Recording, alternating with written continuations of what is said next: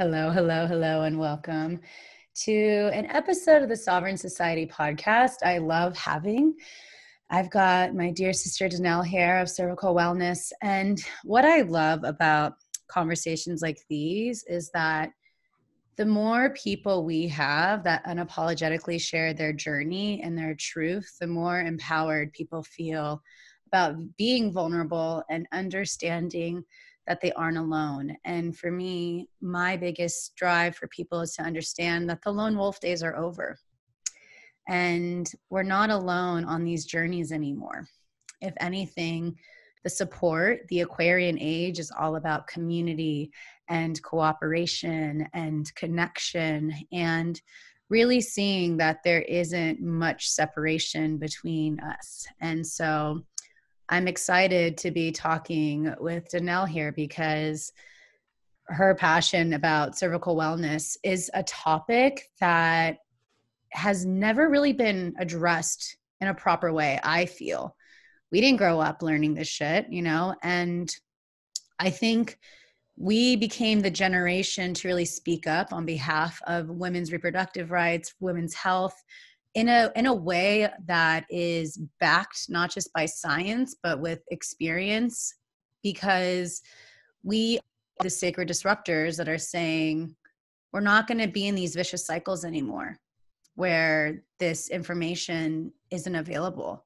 And I also, when I was preparing for this, I was like, I feel like this is why podcasting really came strong right now. You know what I mean? Is because we're going back to that ancient wisdom of storytelling, and to really bring in that, we around the fire now is in a podcast where we're in different places of the world, but we're sitting here in these sacred circles to share our experience and our wisdom. And so I just wanted to say thank you for your vulnerability, speaking up on a topic that, like I said, isn't really spoken enough about, there isn't enough education about. And I just appreciate you taking that leap and really saying, hey, I'm here to answer the call. Well, thank you for your acknowledgement. It's been a big leap of vulnerability and test of faith, and I wouldn't have any other way, really. Yeah. And I mean, I'm sure I've heard your story on so many other conversations and things like that. But, for me, I want you to talk about it, but there's something, the quote that I live by is from Steve Palvina. And he says that passion and purpose go hand in hand. And when you find what it is that you're passionate about, that is what is aligned to your purpose here. And so I would love for you to share your journey, talking about this passion that you have to bring education and awareness about cervical health.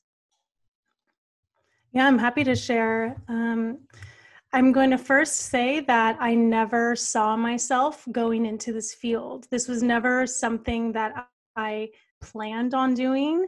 It was never like a life goal. I didn't necessarily want to be in the women's health field. You mean this wasn't your dream when you were a little girl? No, no, not even close. I wanted to be playing in the forest with animals and like, making herbal things, whatever, playing make-believe.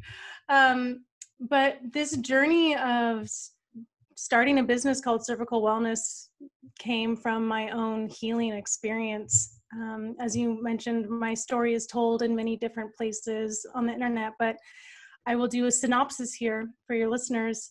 At the age of 19, I was diagnosed with Hpv and cervical dysplasia, which is basically an abnormal pap smear. And my doctor at Planned Parenthood basically was like, oh, you're young, just go. You don't need to worry about it. And I was a very wild 19-year-old. I was like the quintessential party girl doing, beer bongs and cake stands and all sorts of different things. The norm, yeah.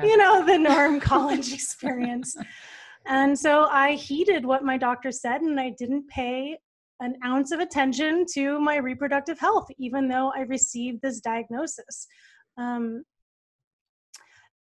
I continued to have the same diagnosis for about 4 years, and going now into my early 20s, I was graduated, I moved back home, I was in a new relationship, and the dysplasia, which is abnormal cells on the cervix, considered a precancerous condition, actually began to worsen in an extreme way. I was going up the levels pretty quickly, and the doctors I was seeing at the time were very concerned with my health status. But the only options they would ever give me was to receive the Hpv vaccine, which I was like, why would I get a vaccine for something that I already have? That doesn't make sense to me. Or to have these highly invasive surgical treatments that I looked up on the internet and I scared the bejesus out of myself. I was like, I am not doing that without anesthesia. And I might not be able to give natural birth afterwards. Like, no, thank you. So 4 years after receiving the initial diagnosis, my doctors were very tired of me not listening to them. So they sent me away to— Were you like 23 at this time? Yes, 23. Mm-hmm. I got sent away to a big fancy teaching hospital to see a big fancy OBGYN who did another colposcopy biopsy, which if you've had a colposcopy biopsy, you know what I'm talking about, because it's essentially like a hole punch of your cervix. They take a chunk out of it. And she essentially told me, yep, I have HPV. Yep, I have cervical dysplasia. But because I was ignoring their treatments, that there was nothing more they can do for me. And so she literally sent me out the door being like, yeah, sorry, you're going to get cancer.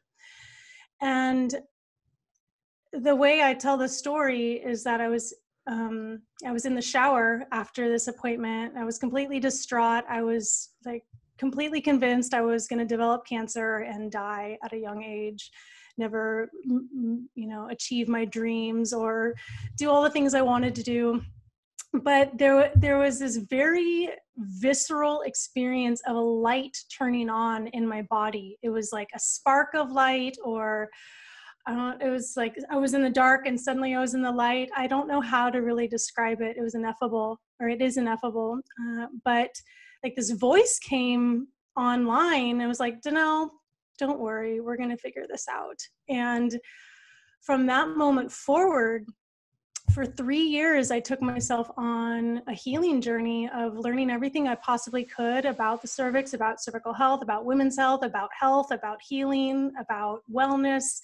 And, this had compounded with my already deepening spiritual journey and, exploring plant medicines and consciousness and spirituality.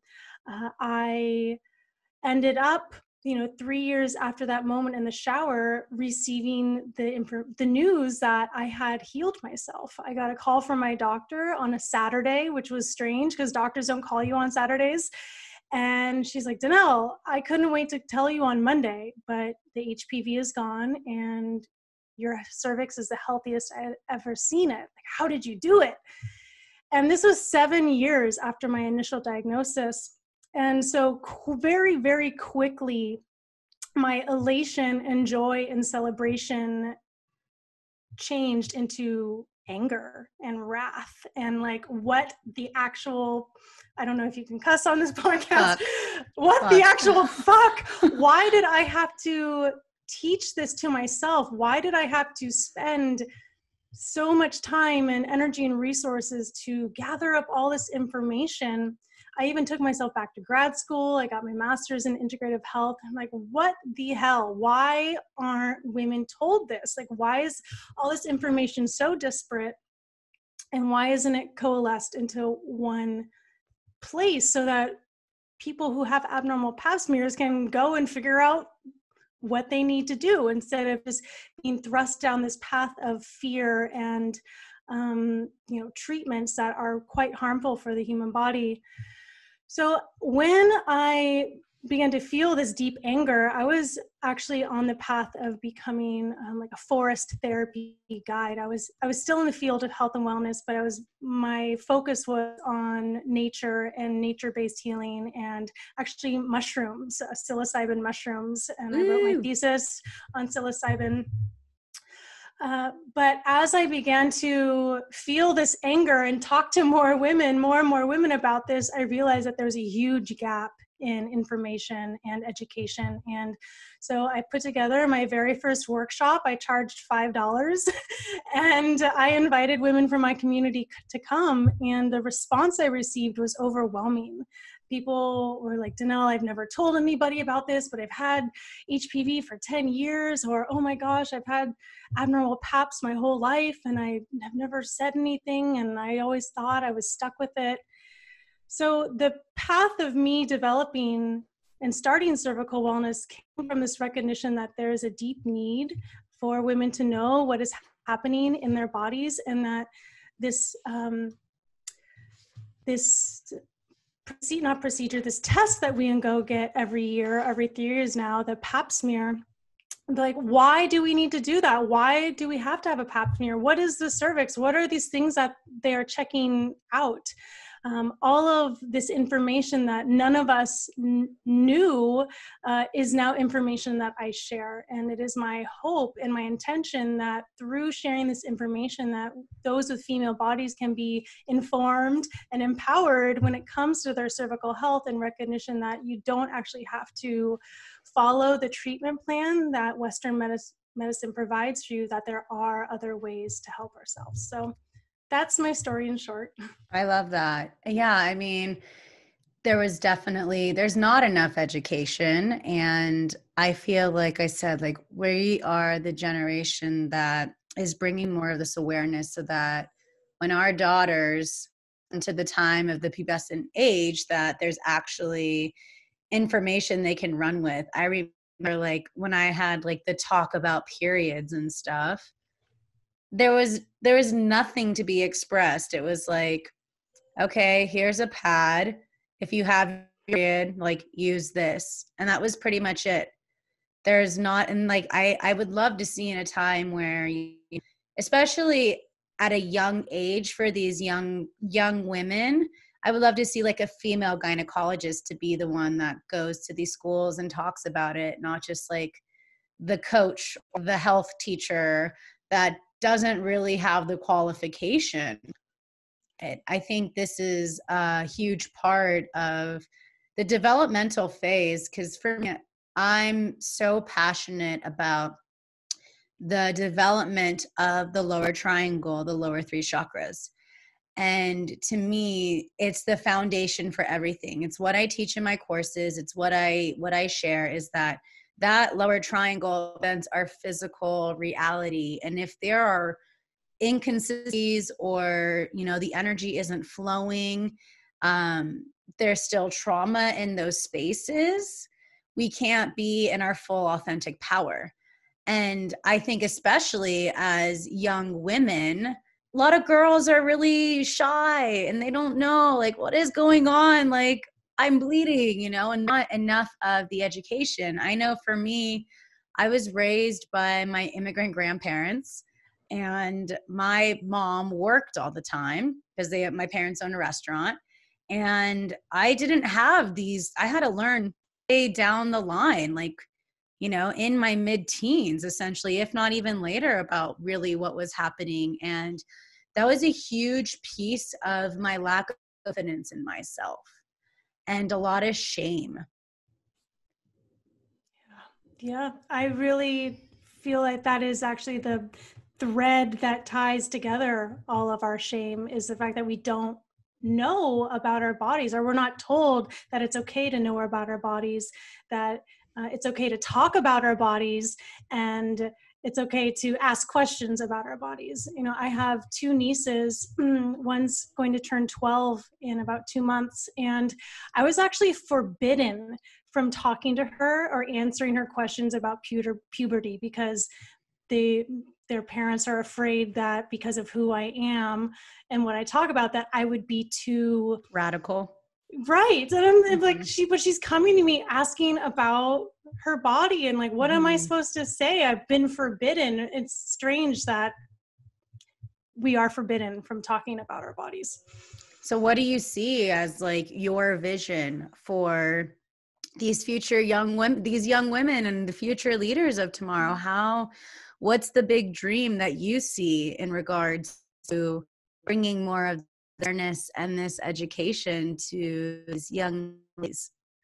Oh man, I have such a big vision, Sabrina. I really dream of a time where, if like soon to be mothers, that they are invited to begin like at pregnancy to start thinking about how are they going to raise their daughters, how are we going to be in our bodies to mirror to them what is a healthy way to be in our bodies. I would love for there to actually be a handbook or a guidebook or some sort of like checklist, like, oh, you should talk to your daughter about this, you should talk to your daughter about I had that. to just interrupt you because I saw this vision of like you creating that book. I saw it as like illustrations and like, you know, maybe an audio book or like a video, I don't know, some kind of thing, but I just saw that vision so clear for you, Denell. You know, I've never said that out loud before. This was like the first time I ever said that out loud. So we're calling it in. Yeah. It's happening. Because there's, you know, I hear mothers say all the time, like, oh, you know, my baby didn't come with a handbook. I'm like, well, what if there is a handbook for being a mother of a daughter? You know, what if there is like, okay, well, if you start to notice your daughter experiencing this or showing these signs of puberty, like this is a good time to have this conversation. You know, with the advent of the internet, young kids are finding out information anyway. And what if we prime the pump and set them up for success to learn information from us rather than from, you know, online sources that perhaps are not for their highest good. Right. I feel like that helps break the taboo, you know? Yes. And I think this is part of, I mean, for instance, I'm leaving for Bali. Well, this is out of Bali, and I'm writing about my journey of the development of my lower chakra and wishing that there was that education when I was a little girl. Yeah. And when I was 23, this was all the stuff that really, lightning accident, this was all the things that I've really had to address and talk about. And to love myself and go back to love that younger version of myself, because how else am I supposed to evolve into like the full embodiment of the woman I am if there's still that trauma from my childhood? Exactly. And I can't tell you how, like, I'd say it's like 95% of all my clients all have this experience of having shame of their body as a little girl. And then it just like, then from being a little girl, like through teenage years until early 20s, even until late 20s, there's just this disconnect because of that initial shame, or maybe we touched ourselves, or we're like exploring ourselves in the mirror, or checking out a friend, and some authority figure just like cut it off.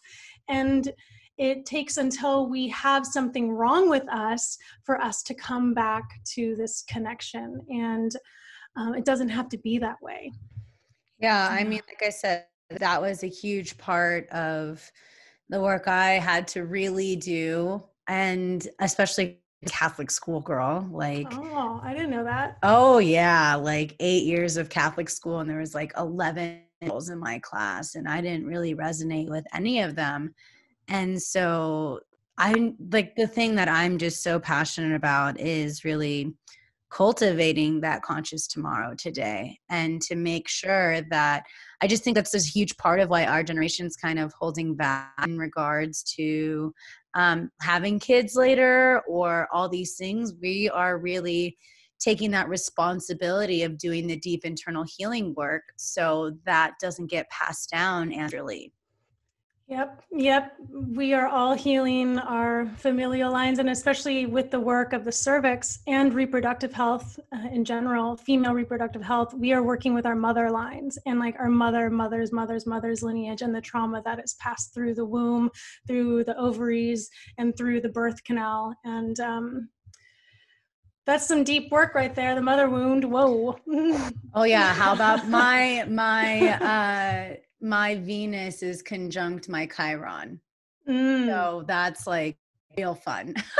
And that was a huge part of my Saturn return. My Saturn return was to come back to the desert to heal the last wounds of my childhood. I moved back to caretake my mother's mother.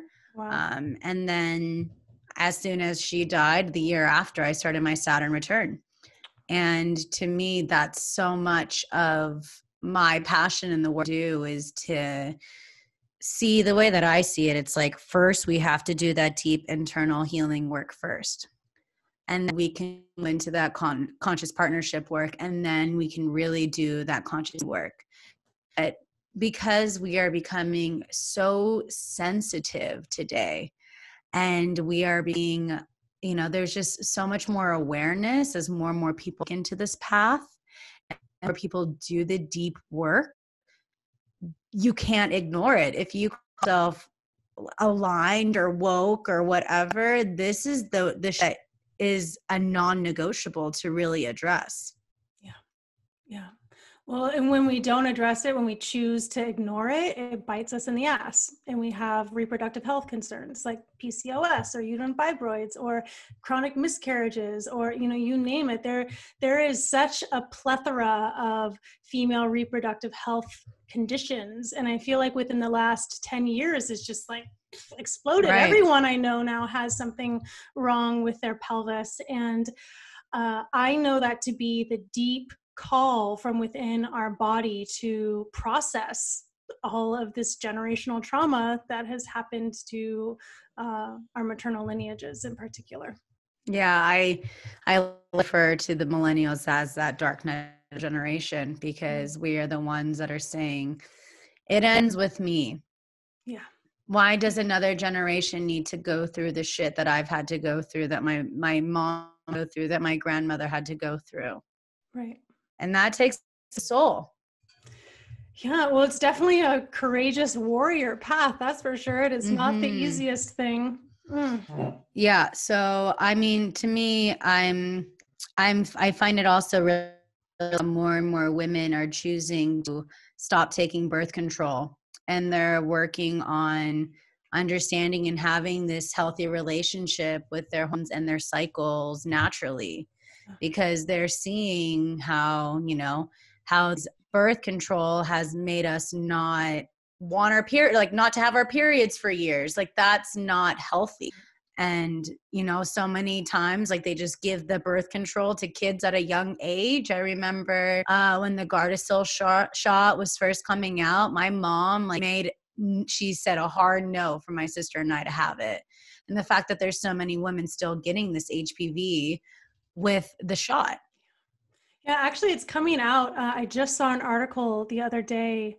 It was from the UK, that the Gardasil generation actually has higher rates of cervical cancer than the previous generation, and you're actually more like, if those who have had Gardasil are actually more likely to develop cervical cancer. It is ridiculous. Like, big name medical people are coming out and saying this.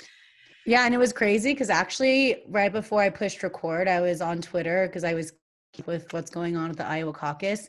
I shit you not, I saw an ad about Gardasil right before I jumped on this call, and it was like, you should have your 10 to 12-year-olds vaccinated, and of course these big pharmaceutical companies, it blew my mind. I said, of course this would come through, the damn algorithm, knowing I'm talking to Denell, and yep, it follows me. Yeah. To me, there's something that I have this space, this platform to speak up.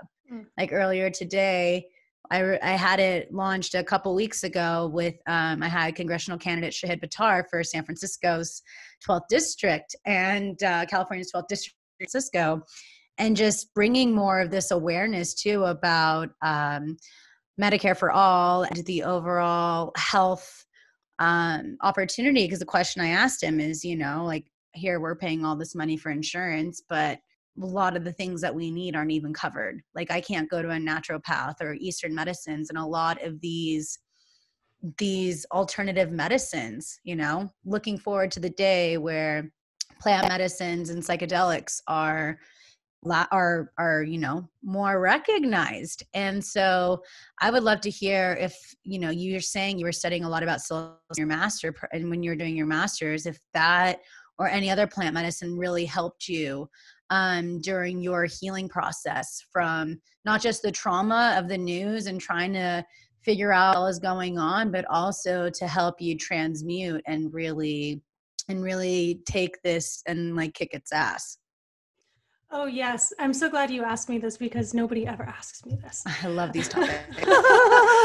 So plant medicines, entheogens were or have been, but specifically with reversing abnormal pap smears, were a pivotal played a pivotal role in my healing journey. It was actually the one and only ayahuasca journey that I embarked on that revealed to me the deep, like scary, deep wounds of my maternal lineage within my body. I wasn't even aware of that until I sat with grandmother ayahuasca. But the psilocybin mushrooms, I actually, in my book that I just released, in the conclusion, I write about a mushroom journey that I took. And like the mushrooms just, for me, have helped like compost the unaligned energies within my body that were holding up the infrastructure for HPV and cervical dysplasia to manifest physically in my body. I feel like the sacred mushrooms are a very powerful tool to have the veils lifted from your eyes to get clear as to what isn't working in your life. And then with that knowledge, you can then make steps or take steps and make changes in your life to bring about a new form of energy so that the internal structure within your energy system no longer supports HPV, cervical dysplasia, or any other disease or whatnot. At the beginning of my healing of these diagnoses, I communed with plants a lot, probably more than was necessary, but I just like loved it. I'm like, this is amazing. I love these beautiful allies. However, now I tend to use them more ceremonially, maybe once a year. And then the last session I had sitting with the mushrooms, once again, they revealed to me that the work that we are doing here as millennials, as millennial women who are reclaiming our bodies, is 100% transforming the fabric of the universe. Like, we are changing the destiny of humanity by reclaiming our pelvis. And there has been a long history, thousands of years, of the female pelvis being commodified, of being like owned by someone else, of being not ours. And so when we as women reclaim this place in ourselves, we are changing timelines. And that is what plant medicine continuously reveals to me, is that we are changing timelines by doing this work.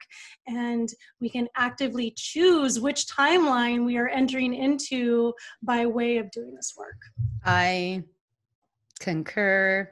Aho. Amen. I hear you 100%, because for me, so much of that deep inner child trauma was able to be addressed and really honored since embarking on the plant medicine path, which is why I am so passionate about it.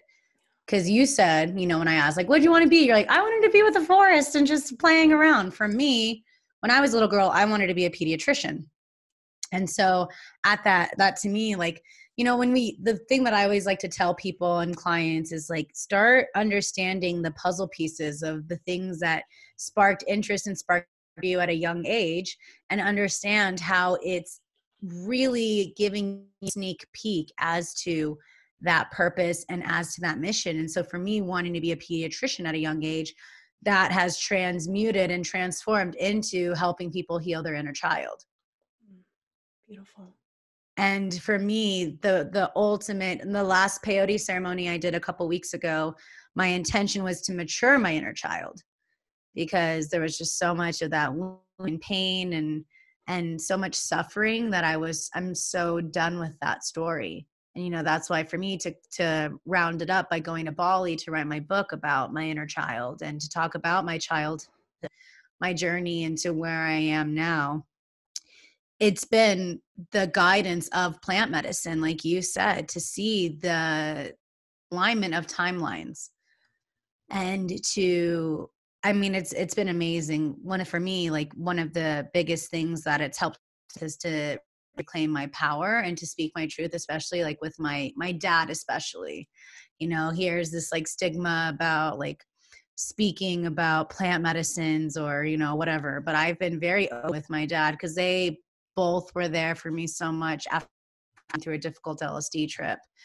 And then I got struck by lightning, and like 2 months after that difficult LSD trip. So I talked to him like a week ago, and I was like, clearly you've seen in the past 3 years, especially since I started working with the grandmother, but more actively with psilocybin too. I was like, you've seen how much I've shifted.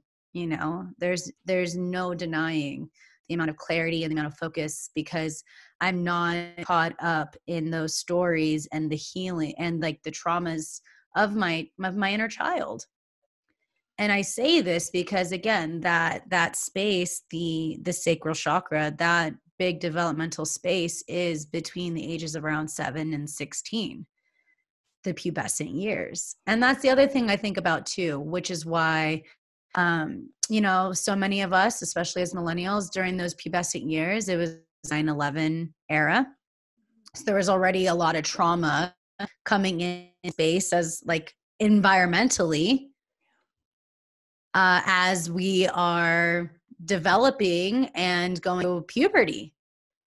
And so I think that's why there's even more of a drive and like a hunger and an to speak up and to be vigilantes in a way about like, I'm shaking shit up here and bringing in more of this awareness, is because during those pubescent years, we didn't feel safe. Yeah, I'm just shaking my head being like, wow, you're so right. I didn't even consider the fact that during those very formidable years was like a very scary time to be in the United States. And, one thing that I teach about the cervix is that the cervix actually sits in between the first and second chakras. So it's not necessarily just of the first, it's not necessarily just of the second, but it's like a bridge between the two. And so for many of us, maybe we, during those pubescent years, during the time of, solidifying that energy in our sacrum, we maybe had sex for the first time and it wasn't, amazing, or it wasn't even consensual, or, whatever could have gone wrong, went wrong. And having that happen, I know for me, I had sex at a very young age. I was like a month before my 16th birthday. And that's, to me, like way too young to have had sex. I don't know what I was thinking, but that alongside of this sensation of being unsafe, just being in the world, I know kind of just imprinted my cervix and my body with like, okay, yep, here's this schism of energy that is now going to compound for the next 4 years until you receive this diagnosis. So it's really amazing how our world and our community and our families and our unique lives can all layer upon each other to determine the health of our body. Yeah. I mean, these are just the things that I'm a dot connector. And these are the things I really think about during these phases of, because like I said, the lower chakras is your physical reality. The upper 3 chakras are your spirituality. And what's the bridge of that is the heart. Mm-hmm.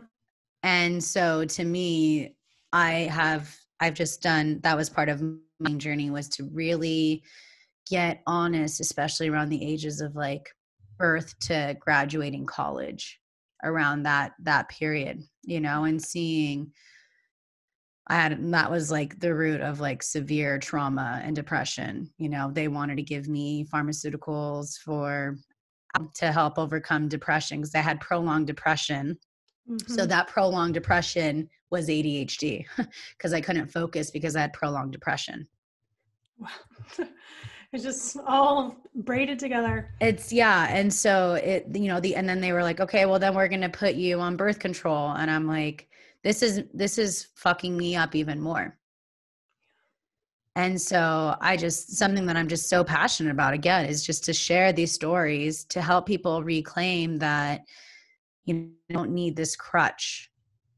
We can handle this. We have support from God and our guides, and you have it within you to overcome whatever challenge may be coming up. Of course, it takes diligence, and of course, it takes you getting uncomfortable or being vulnerable. But what's on the other side of that is that life you desire.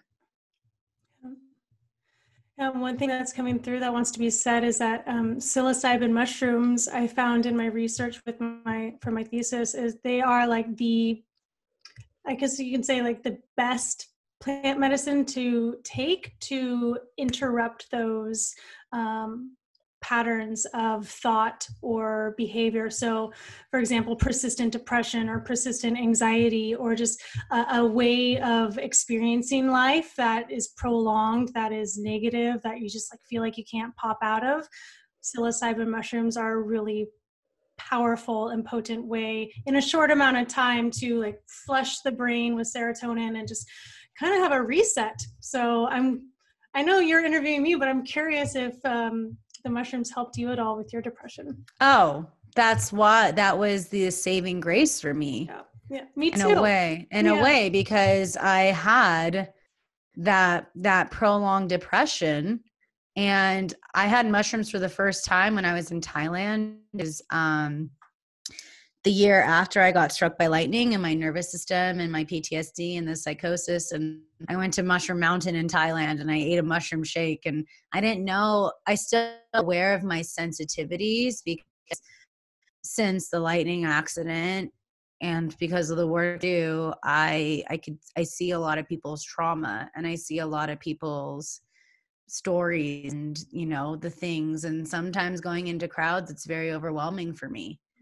Because I have to also check in with that martyr of like, oh, I can fix everyone, And so for me, especially microdosing, which has been something, I microdose with like 5 NAD plus, and I'll do it with ashwagandha and other supplements to help me balance my brain in that way, to really allow my nervous system to stay in space. But I mean, you see me on Instagram, I would not be as vocal and open about plant medicines if if they didn't help me. And that was a huge thing I had to heal, because, for me, again, going back to that sacral healing, like I remember like there was a lot of that my mom went through that I was always around, and my mom didn't trust me going to high school, that she wanted to send me to an all-girls school like in LA. And there was a lot of these things I had to feel safe, like how I didn't feel safe. It's still there. Sometimes I get a little trigger here and there of like, oh, am I feeling safe? My fight or flight, all that comes through. So, but yeah, with the whole fight or flight and my nervous system, and really being in this space of working with these plant medicines to really overcome this trauma and the depression. I mean, I know that this is part of my destiny. Plain and simple, and it's taken time. Like, it's same but different in a way. Like, it's very vulnerable for me to feel safe to talk about my experience with plant medicine, just I'm sure as it is vulnerable for you to feel, to be in that space and talking about something that's been so taboo forever. Yeah. Well, I actually really love that you talk about plant medicines, because it's bringing me to a place of stepping fully out of the entheogen closet, you can call it. Yeah. I've been wanting to speak more about it on my platform. I've just been trying to figure out like, how can I tie like women's health and plant medicines together? But just this conversation right now, I'm being re-inspired to bring more voice to these very powerful allies that I know here in the United States, and at least here in California, are becoming more and more accepted. I know Santa Cruz just legalized. They just decriminalized. Yes, decriminalized, excuse me. But really, I feel like the subject of sacred plant medicines or sex or women's health or even spirituality in some ways, they have been so taboo because they're so right.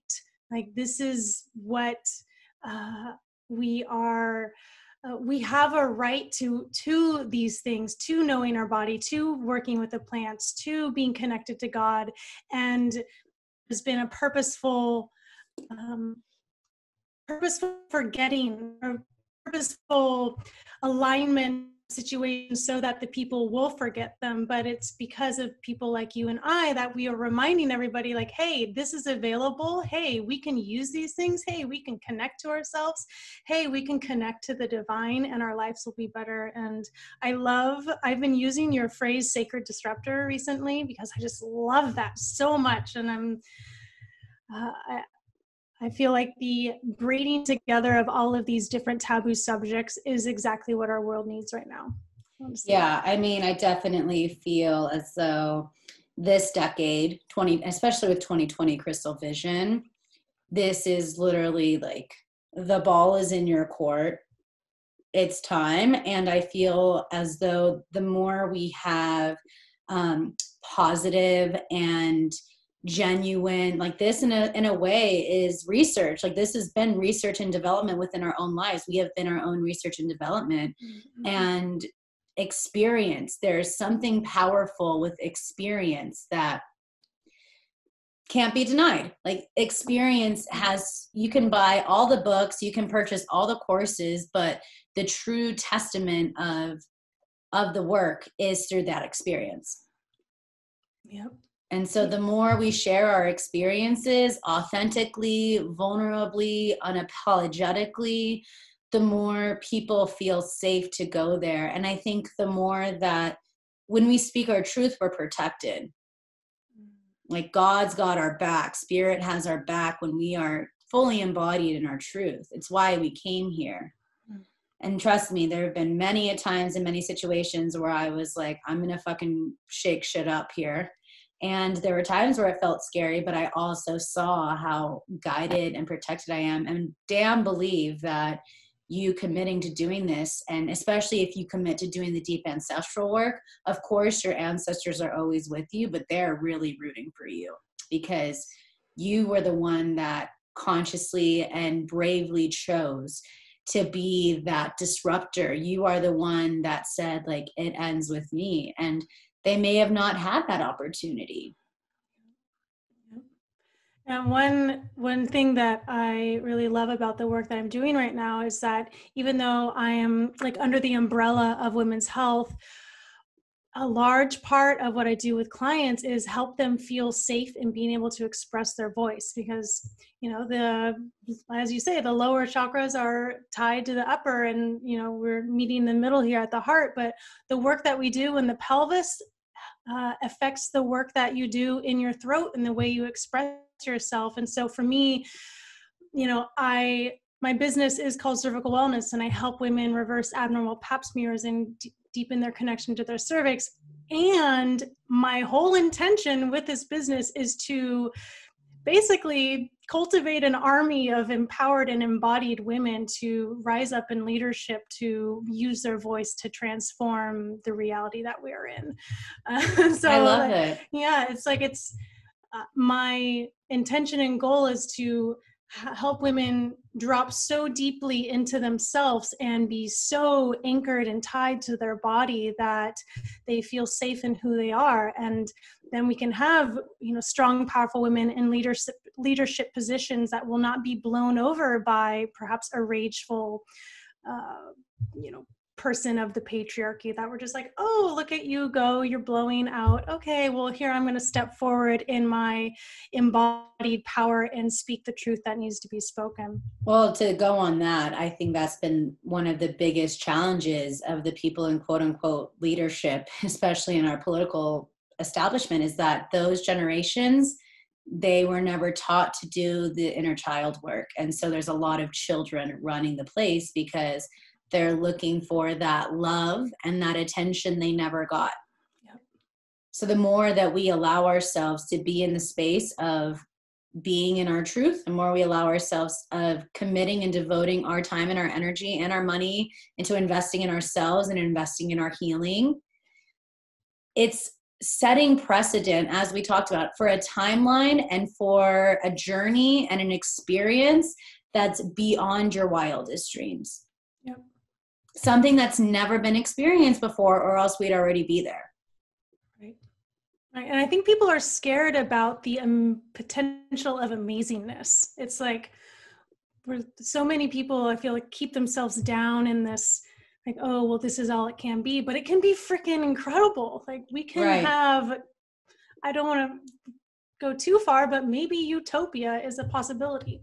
Yeah, I mean, I just think by the Marianne Williamson quote, our deepest fear isn't that we're inadequate, it's that we're strong beyond measure. Exactly. And I know that's something I've had to work through. And I'm like, sometimes with my nervous system, I'm like, ooh, this is intense. And let me tell you, I've been feeling it as I prepare for Bali and to go teach at these refugee camps for the UN. I'm just like, wow.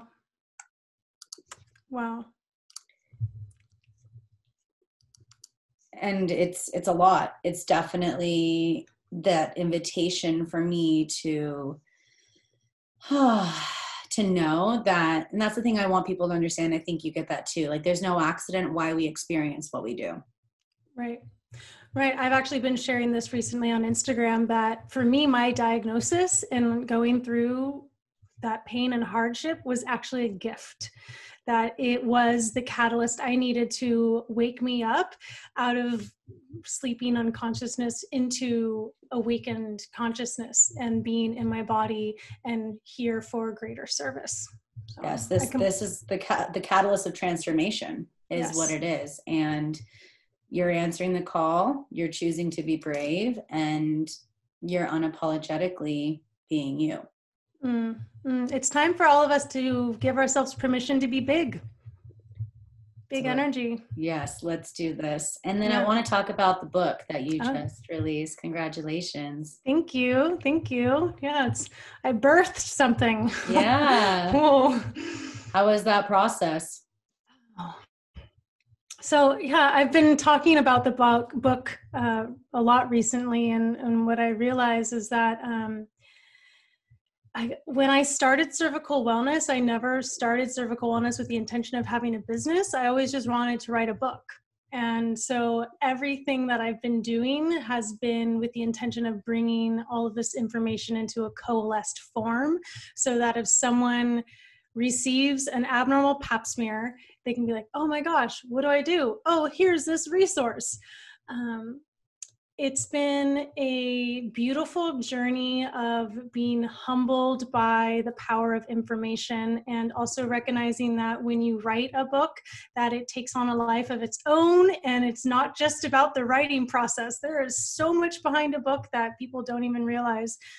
And also, I wish I don't have a book next to me, but the book cover that I chose is kind of radical. It's of my fist holding a speculum, and so many people have issues with the book cover. Like, way to trigger them. I appreciate that. Like, so many men are like, what is that? I'm like, you need to know what the heck a speculum is. If you are inside of a woman at all, you need to know what a speculum is.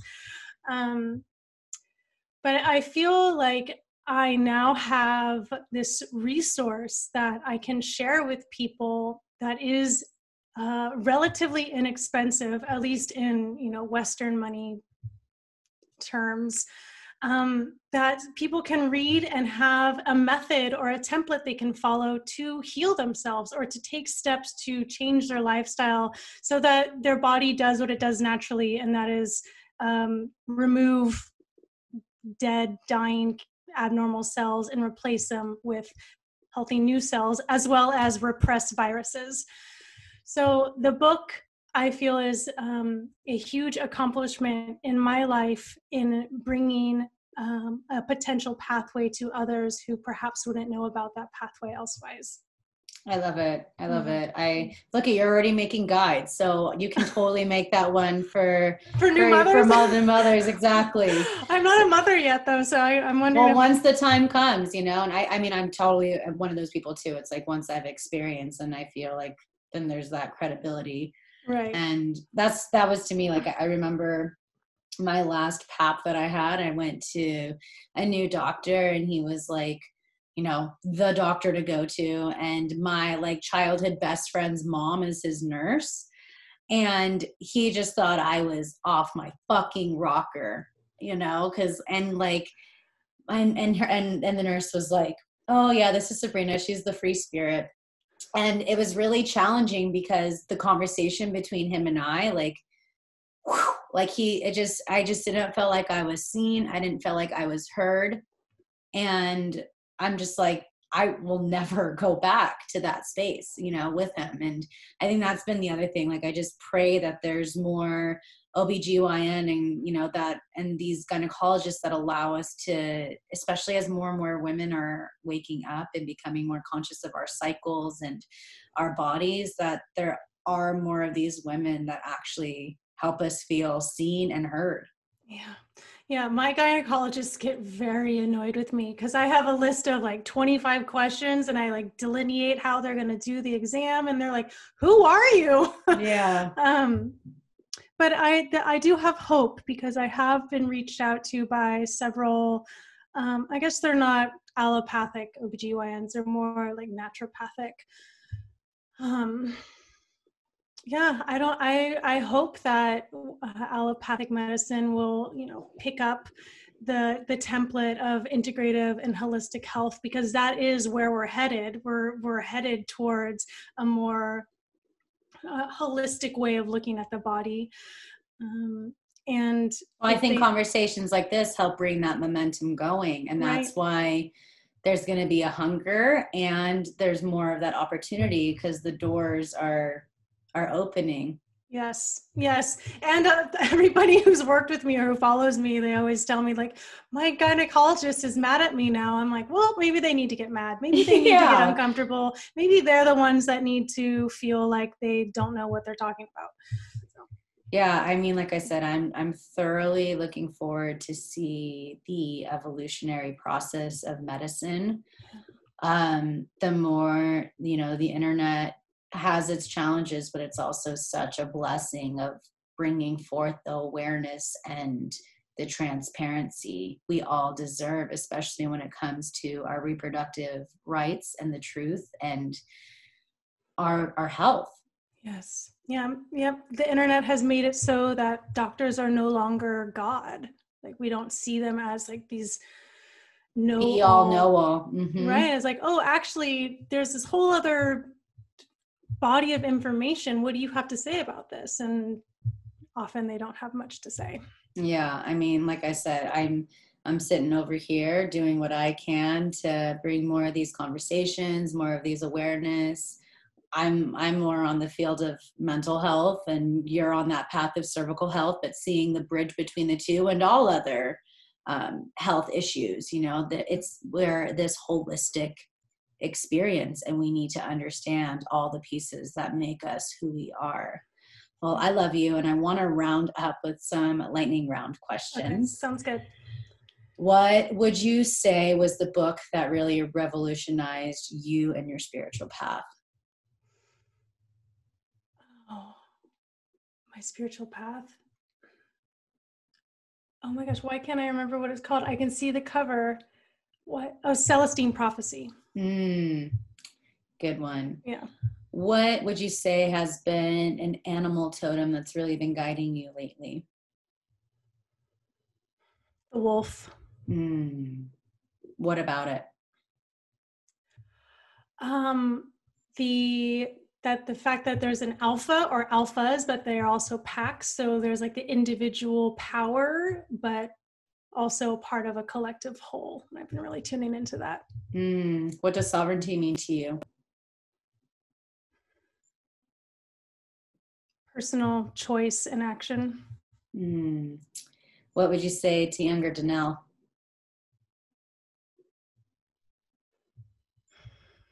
You're so beautiful, and you don't need to lose weight. Where can we find more of you?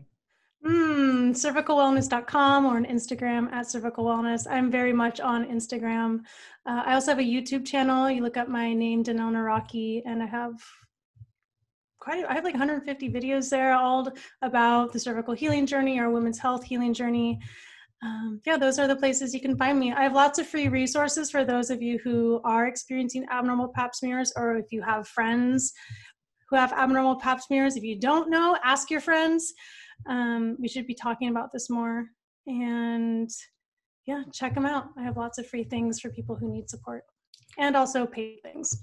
Yes. And what's the last little nugget of wisdom you want to share that's coming through right now? That little guidance, that little boost. Your body knows exactly what it needs to heal, and all we need to do is listen. And that small voice inside will guide you to where you need to go. And all you have to do is listen and let it guide you. Yes, I love that. Denell, thank you so much for getting and being so vulnerable and open and real with me. I've loved this conversation on so many levels, and thank you for answering the call and doing the work and unapologetically sharing your story and your truth with all of us. Thank you, Sabrina.